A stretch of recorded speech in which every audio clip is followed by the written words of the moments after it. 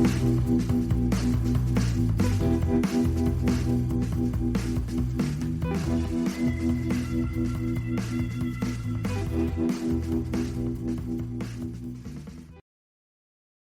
and welcome to our last episode of Pede Monsters for 2024. I'm your host, Megan Johnson, First Officer and Vice Chair of the Communications Committee. This week we have our third and final installment of our ALPA Board of Directors meeting interviews. Captain Jason Ambrosi, the President of ALPA International, was generous enough to take time to meet with us and share his thoughts on ALPA's successes over the first 2 years of his term, as well as what's on the horizon for the aviation industry moving forward. For those who might not know, Captain Ambrosi also hosts an ALPA podcast, the Airline Pilot Podcast, focused on ALPA initiatives and the aviation industry. I will include a link to that in the show notes. As always, our updates before the interview. Thank you to everyone who attended the holiday parties in Philadelphia and Charlotte this week. We hope you and your families enjoy the time together, and we look forward to more events in 2025. As we move into winter and cold and flu season, a reminder to be responsible when calling out sick. If you are sick and unfit to fly, it is your responsibility to remove yourself from duty. Additionally, always consult the FAA medication guidelines when taking prescription or over-the-counter medications to ensure you are following the guidelines. Thank you for listening today and throughout the year. It has been an absolute delight to work on this project for our pilots, and I hope we can continue to share helpful information and updates into 2025. You can like, download, and subscribe to our channel wherever you get your podcasts, including Spotify, YouTube, and Apple Podcasts. Email us with comments or suggestions at pdtpodcast@alpa.org, and make sure to tell your friends to check out Pede Monsters. As we move through this very busy holiday travel season, we hope you are able to take some time to enjoy your own friends and family. And we also want to say thank you to all of our pilots for your work to ensure our passengers are able to arrive safely to their own friends and families. You are very much appreciated. And with that, we're going to move to our interview with Captain Jason Ambrosi, President of ALPA International.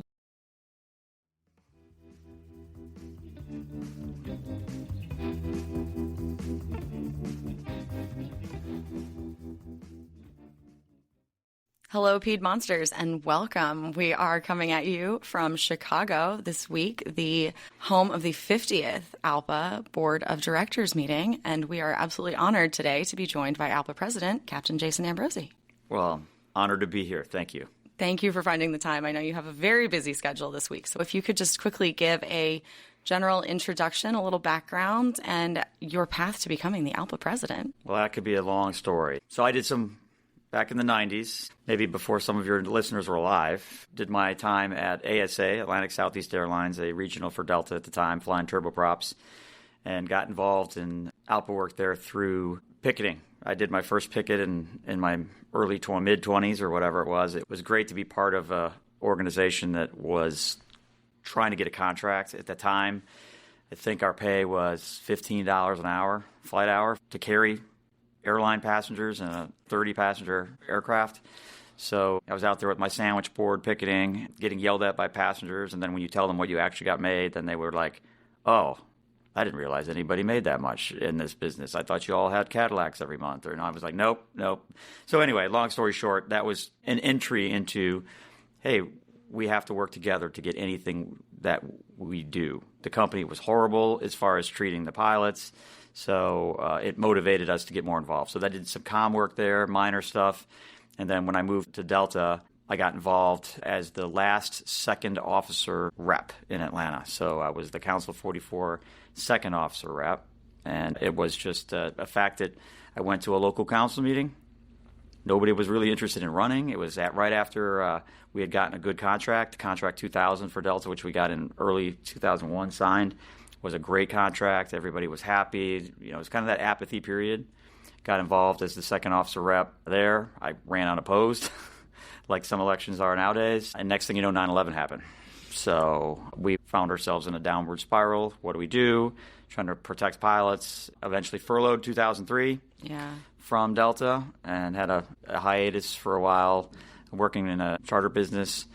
And then, quite frankly, I was a little disgruntled with the company and with the association because I felt like, you know, there was such a priority at that time at that airline at Delta to prioritize. We got to make sure we protect the pay. We got to protect the pay. And look, I'm very grateful that they paid for our COBRA benefits and stuff. The pilots were generous, but it felt like furloughs are a course of business kind of thing. So when I came back to Delta in 2008, I didn't do any ALPA work. I was like, man, I'm just going to go fly airplanes. That was having the time of my life as an international guy, flying back and forth across the pond. The typical perfect airline job. Living the dream, yeah. 12 days of work for 87 hours. It's like, hey, all right, sign me up, right? Absolutely. So I didn't do anything until we voted down TA1 in 2015, I believe it was. It was finally like, all right, the Delta pilots are ready.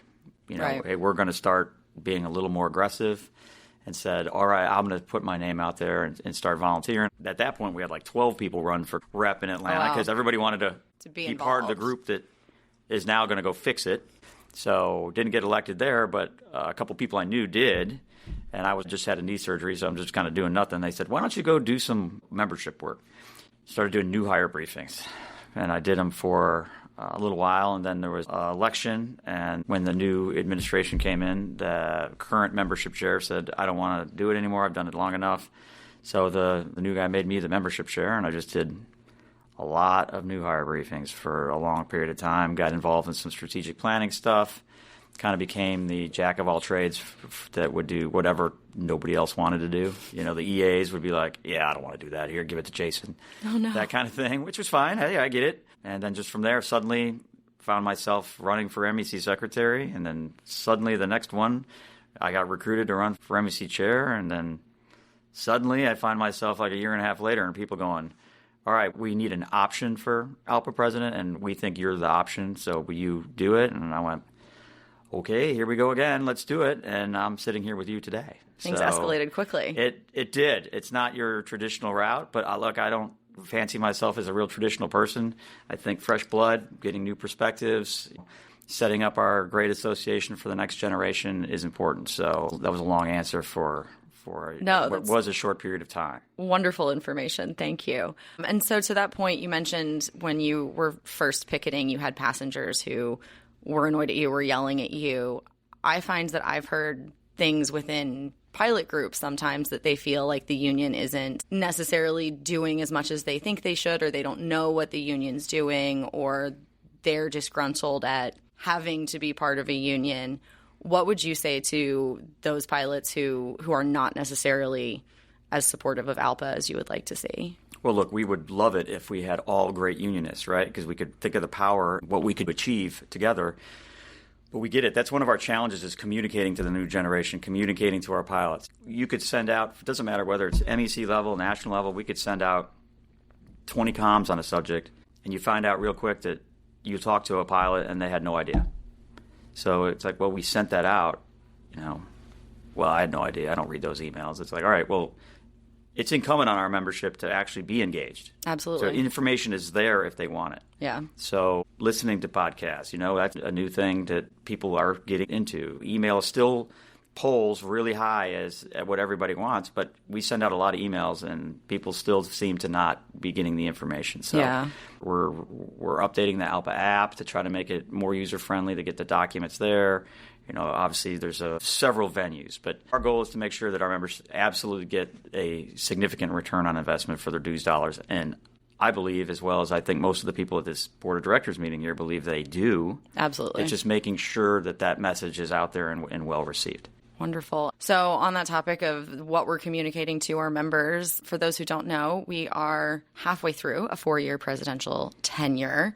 And so what would you say is the achievement or accomplishment that you are most proud of so far in your first 2 years as ALPA president? Well, there's a few. We've done a lot. I mean, I'm really proud of all the work that it's a team, fellow national officers and our executive council, executive board, all the hard work that we've done, but I would say actually getting the FAA reauthorization bill across the finish line without special interests getting their way on training and other items, that was massive. It took a ton of effort on behalf of pilot volunteers, staff, myself, the help of the AFL-CIO working with us as a partner to get through that, as well as we brought in Air Canada. That's been something that has been tried multiple times, and this time we said, all right, we're not going to focus on why it won't work. We said we're going to focus on why it should work, how we are stronger together.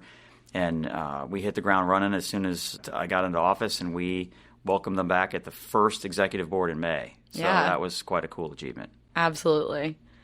So then moving into 2025, what are the top priorities for ALPA and our pilots, and what challenges do you see on the horizon? Many. But, first and foremost is bargaining good agreements for the people that are in bargaining now, getting ready for the next round of bargaining for the folks that have been able to raise the bar for the industry. There's properties that have been negotiating for years still out there, like FedEx and ATI, and making sure that they get the support they need, helping with contract implementation and enforcement. Because a lot of properties, it's if you can negotiate it, but if you can't enforce it and you don't get the benefit, then what's the point of the paper? So helping with that. But obviously the biggest threat to our profession is single pilot or reduced crew ops. We all know that the most important safety device on any airplane is 2 trained, qualified, and well-rested pilots on the flight deck at all times. Very much so. That ability to collaborate when it hits the fan is essential. We have just example after example, and it seems insane that Airbus and EASA are working towards single pilot crews, and that is closer than people think. As we've talked about this week here, to all the elected reps, we're trying to educate them, make sure they understand what the threat is and what we're doing as national to fight that. Yeah. And so then, as you know, this is Piedmonsters, the Piedmont Pilot Podcast. So we're going to make it about us just a little bit here at the end. So in your view, how do fee-for-departure carriers fit into the bigger organization within ALPA and the industry? So we're all flying passengers, whether it's 30, 50, 79, whatever the number is, 350, we're all doing the same job. It may be to different destinations. It may be with different iPads or whatever, depending on your company. We all do the same job. I'm a regional. At the time, we called them commuters, right? So I'm a commuter guy back from the 90s. And back then, it seemed like sometimes we were treated like second-class citizens. I think we've done a lot to try to get rid of that. We're all doing the same job. I'm proud. We take the same airspace. We're operating in the same airports. So the message is that we absolutely think everybody's on the same playing field and they're equals. And that goes to cargo too, right? Sometimes our cargo brothers and sisters feel like they're second-class citizens because we talk so much about passenger ops and this, that, and the other. Right. So the importance is, we have 41 airlines, 78,000 pilots. It's essential that we value every single one of them. Awesome. Well, that was all of the questions that I had for you. Is there anything else that you'd like to leave us with before you sign off? Anything else that you'd like? Some pearl of wisdom that you'd like. Pearl of wisdom, motivational quote. Be engaged. Okay. Talk to your reps. Make sure you're giving feedback. You can't complain if you're not engaged in part of the process. Exactly. Wonderful. Well, that is all I have for you today. Thank you so much once again, Captain. Thank you. Jason Ambrosi, ALPA President, who took time out of his very busy schedule to sit down with us today. So thank you very much. Very good. On to the next meeting. Thank you.